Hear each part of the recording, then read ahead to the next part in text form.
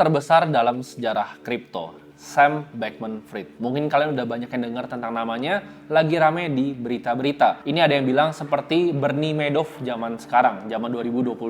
Ada juga yang bilang ini adalah collapse yang lebih besar dibanding Mt. Gox, ya, 100 kali lebih besar. Mungkin banyak dari kalian yang udah dengar tentang exchange kripto ini yang going bust, ya, yaitu FTX. Ini lagi rame banget di Twitter, di internet, semuanya lagi rame. Exchange itu meledak. Kali ini gue akan bahas dengan sederhana kenapa hal ini bisa terjadi dan apa dampaknya ke dunia kripto ke depannya.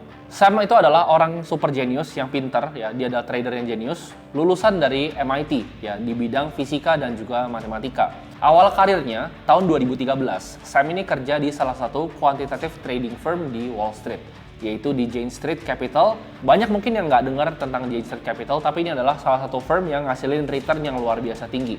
Jadi ini dia stylenya kuantitatif, tapi strateginya unik, yaitu dia trade international ETF dan juga distressed bonds. Nah, setelah bekerja dari Jane Street Capital, berbekal pengalaman dari Wall Street dan udah lumayan lama, sekitar 4 tahun bekerja di sana, tahun 2017, Sam decided to set shop sendiri. Jadi dia pengen buka toko sendiri. 2017 November tepatnya didirikan trading firm kripto yang paling sukses, ya, namanya Alameda Research. Mungkin kalian juga udah dengar, Alamedanya juga kena kan karena kasus ini. Jadi tahun 2017 November, Sam ini mulai trading firm bersama teman-temannya. Dia waktu itu arbitrage harga Bitcoin dari Jepang dan juga US karena di situ ada spread difference-nya dan jadi market maker di dunia kripto. Nah, Alameda sendiri ini sangat sukses. Semua orang bilang ini adalah company fund yang luar biasa, performance-nya gila, dan ini semua orang terkagum-kagum ya dengan Sam dan kemampuan tradingnya. Sampai semua orang tuh banyak yang ngopi, oh Alameda tuh lagi beli apa sih? Alameda lagi ngapain sih? Semuanya dikopi sama semua orang. Karena kesuksesan dari Alameda ini, tahun 2017 sampai 2019, Sam ini mendirikan akhirnya exchange yang namanya FTX. Waktu itu orang semua bilang dia gila, ngapain dia mau saingan sama Binance, ngapain dia mau saingan sama Coinbase. Buat apa bikin exchange, ya bikin fun aja. Tapi Sam ini punya ambisi yang gede, dia pengen bikin exchange yang besar juga. Jadi dia mulai bikin tim untuk delegasi, jadi tradingnya itu sama timnya sekarang, dan dia full time bekerja di FTX. Nah, kedua kombinasi ini, jadi punya fund dan juga punya exchange yang sangat sukses ini jadi unik dinamikanya. Kenapa? Karena Alameda ini jadi backbone-nya dari FTX juga. Jadi waktu awal-awal FTX, yang market making-in semua liquidity di dalam FTX itu adalah Alameda. Jadi makanya ini menarik banyak banget trader-trader masuk ke dalam FTX. Sam itu adalah golden boy, poster child-nya kripto. Kita lihat dia adalah anak termuda terkaya. Waktu itu kan ini title-nya dipegang sama Mark Zuckerberg waktu dia mendirikan Facebook. Dia paling muda dan paling kaya. Tapi Sam Bankman tuh jauh lebih kaya dan jauh lebih muda dengan uangnya di umur yang sama dengan Mark Zuckerberg. Semua orang bilang dia akan jadi the next Warren Buffett. Jadi di banyak majalah yang bahkan tulis dia sebagai the next Warren Buffett. Sam ini juga punya ikatan yang sangat erat ya ke Partai Demokrat. Dia juga merupakan donatur paling muda ya, paling muda dan terbesar kedua. Jadi yang terbesar pertama ke Demokrat itu adalah George Soros dan yang kedua tuh Sam Bankman. Jadi dia yang backing presidential campaign-nya Joe Biden waktu tahun 2020 kemarin. Sam ini punya branding yang unik ya. Jadi dia tuh kelihatannya sangat amat sederhana, kemana-mana cuma pakai kaos, ya kan, rambutnya jabrik nggak jelas gitu. Dia tuh tidur sama teman-temannya mungkin bersepuluh di apartemen yang kecil. Jadi dia kerjanya di office, tidurnya di office. Kemana-mana dia suka bilang tuh di channel-channel YouTube dia cuma naik Toyota Corolla, dia adalah vegan, dan dia juga punya filosofi yang unik karena dia kan dekat sama politik, dia earn to give ya. Jadi dia mau nyari duit katanya ya kan. Katanya mau nyari duit untuk dibagikan semua. Jadi dia punya aset yang hampir 30 miliar US dollar di umur yang sangat muda, kurang dari 30 tahun. Dan dia bilang dia akan bagikan 99% dari uangnya untuk charitable causes, jadi untuk bantu dunia menjadi lebih baik, yang dia sebut dengan namanya effective altruism.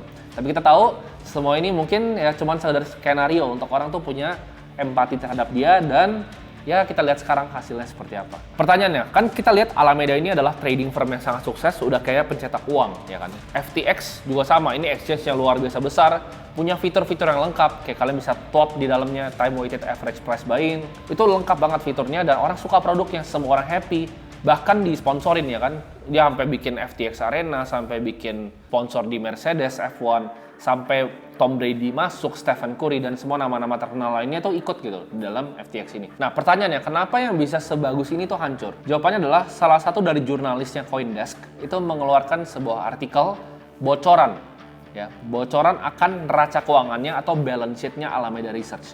Nah semua orang kaget. Jadi Alameda itu punya aset 16 miliar US dollar. Mereka kira ini, ini mungkin koin-koin yang Sam tuh suka, misalnya Solana dan lain-lain. Tapi yang bikin mereka kaget, 40-50% dari asetnya itu justru adalah tokennya FTX sendiri, yaitu FTT. Jadi kalian bayangin, hampir setengah itu token sendiri yang diciptain dari angin. Ya, yang kalian bisa print sendiri, kalian buat sendiri, kalian masukin di balance sheet-nya. Dan token yang kalian print dari angin ini, FTT ini, kalian pakai untuk apa? Untuk kalian loan. Jadi kalian ngutang pakai token yang kalian print dari angin untuk dapat uang beneran di dunia nyata. Jadi itu yang dilakukan oleh Alameda Research. Nah, setelah dapat informasi ini, big boss-nya Binance yaitu Changpeng Zhao, dia bilang di Twitter, ini waktu rame banget. Karena Binance itu adalah investor awalnya FTX. Jadi tahun 2020, Binance itu masuk equity dalam FTX yang itu result di FTT token. Jadi Binance itu pegang sekitar 2,1 miliar US dollar tokennya FTT. CZ nge-tweet, dia bilang oke, karena ternyata balance sheet Alameda kayak gini nih, gue akan dump FTT di market. Nah, ternyata itu go spiral gitu. Jadi orang semua berbondong-bondong untuk dump FTT ini. Dan ini jadi kontroversi karena waktu itu CEO dari Alameda Research yaitu Caroline bilang, gue akan tampungin semua di Twitter, dia bilang gue akan tampungin semua di harga 22. Tapi kita tahu tokennya FTT itu malah turun terus karena ya untuk melawan Changpeng Zhao itu lumayan susah ya. Jadi akhirnya turun sampai bahkan ke 7. Dan ini apa? Ini narik Alameda jatuh. Kenapa? Karena Alameda ya tokennya 40-50% dari balance sheet-nya itu FTT. FTT harga turun ya hancur juga Alameda.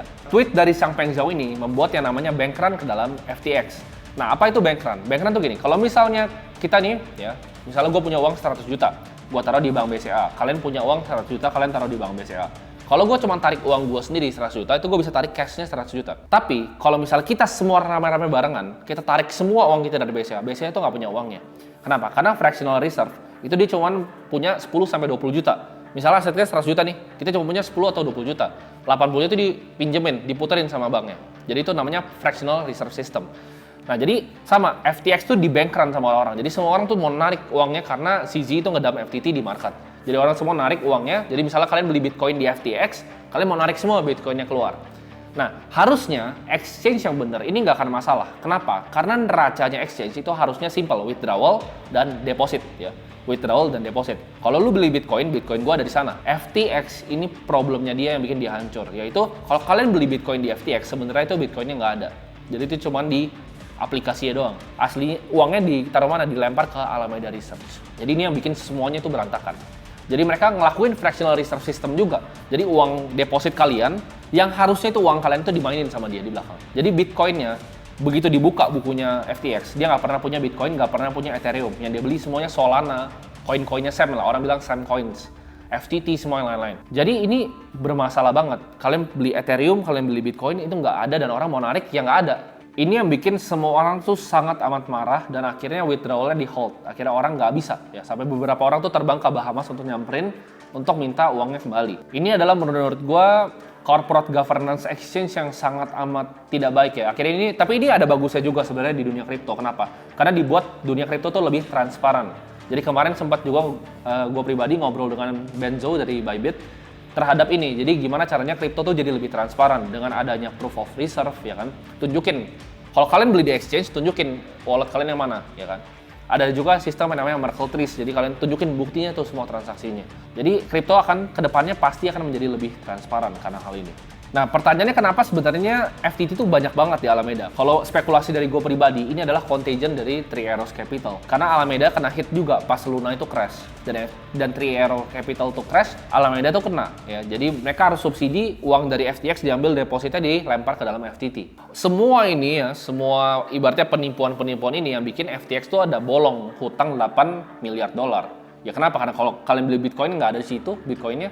Jadi dia akhirnya bangkrut ya, dia filing. Jadi Sam Bankman tuh hilang duit tercepat dalam sejarah dunia. Dia hilang hampir 20-an miliar US dollar dalam semalam. Jadi hilang semua uangnya, dari anak termuda terkaya sampai mungkin termiskin kali ya, karena kan dia minusnya banyak. Jadi dia declare bankruptcy karena bolong 8 miliar dolar. Nah, akhirnya Chapter 11 filing dan dimasukin CEO baru yaitu John Ray. Ya, John Ray ini adalah yang dulu ngeberesin Enron waktu Enron bangkrut.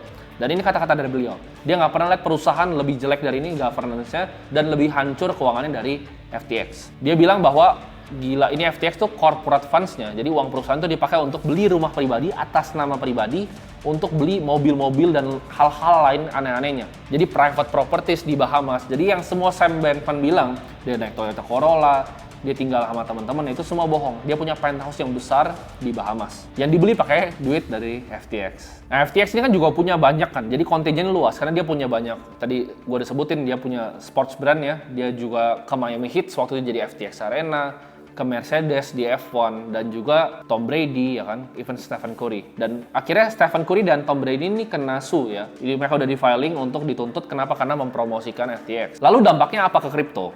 Waktu kemarin B20 gue dapat kesempatan untuk satu meja makan dengan bosnya Binance, yaitu Chang Peng Zhao atau disebut dengan CZ. Nah, gue tanya ke beliau, kira-kira dampaknya apa sih ke dalam kripto? Dan ini adalah kata-kata dari beliau. Crypto is here to stay ya, kripto itu nggak akan kemana-mana. Dia bilang adopsi kripto itu akan makin cepat dan sebenarnya makin besar ke depannya. Tapi memang beberapa faktor dari trust ya, apalagi government trust itu berkurang. Kenapa? Karena Sam Bankman ini adalah merupakan orang yang sangat dekat dengan lobby politik ya di Washington DC. Jadi karena dia penyumbang kedua terbesar Partai Demokrat, tentunya banyak koneksi ke dunia politik. Nah, sebenarnya jeleknya Sam Bankman ini adalah ibaratnya mercusuar anak-anak kripto nih untuk bawa ke dunia politik. Kenapa? Karena dari situ kita bisa lobby untuk dapetin misalnya perizinan yang lebih lengkap, ya kan, governance yang lebih baik. Tapi justru yang paling dekat sama politik ini bermasalah. Jadi mungkin kepercayaan di dunia kripto ya, di mungkin orang-orang tua itu rendah banget sekarang. Jadi itu jeleknya dari dampak semua ini. CZ bilang ke gue, tesis akan Internet of Money is real. Jadi maksudnya apa? Internet itu merevolusi distribusi informasi. Zaman dulu kita harus pakai surat dan lain-lain, ada internet udah nggak perlu lagi. Sekarang kripto itu merevolusi digitalisasi dari uang. Ya, jadi kalau misalnya internet itu informasi, kripto itu the internet of money, CZ bilangnya. Nah, ini juga mungkin banyak banget rumor-rumor terkait chairman dari SEC yaitu Gary Gensler terhadap FTX. Karena banyak banget nih komunikasi antara Sam Bankman dan juga Gary Gensler untuk mencari beberapa legal loophole terkait FTX-nya waktu itu. Tapi sekarang akhirnya semuanya kebuka dan ini jadi banyak masalah lagi. Pertanyaannya, mungkin kalian bakal nanya, kripto ini bakal kemana sih sebenarnya? Ini apakah masih akan bear market terus? Apakah nanti pas cycle 2024 apakah akan naik? Jawabannya, ini akan ada contagion yang lebih luas ya. Jadi kayak misalnya Luna kemarin, Luna kan bring Three Arrows Capital jatuh. Nah, dari sekarang kena FTX. FTX nggak mungkin cuma FTX doang, pasti ada beberapa lagi yang jatuh. Salah satunya itu adalah Genesis Trading ya, udah nyari duit 1 miliar US dollar, sekarang lagi racing untuk di bailout. Tapi kita tahu siapa yang mau bailout 1 miliar dollar untuk trading firm yang juga lagi underwater. Nah, ini bahaya banget. Kenapa? Karena kalau Genesis jatuh, Genesis itu adalah part dari Digital Currency Group yang punya CoinDesk, ya kan? Dia juga punya Grayscale. Kalau kalian tahu, Grayscale itu GBTC-nya, ETF Bitcoin-nya, discount atau NAV-nya itu 40% dari harga Bitcoin aslinya. Nah, ini berbahaya nih kalau misalnya Genesis Trading kena. Grayscale tuh salah satu holder Bitcoin paling besar di dunia. Itu kena juga, dan ini kita bisa ketemu new lows di harga Bitcoin. Jadi untuk sekarang strateginya adalah kita masih wait and see, ya bolehlah cicil-cicil untuk membeli, tapi jangan masuk dalam porsi yang signifikan. Karena tailwind-nya masih ada beberapa hal yang akan jatuh lagi.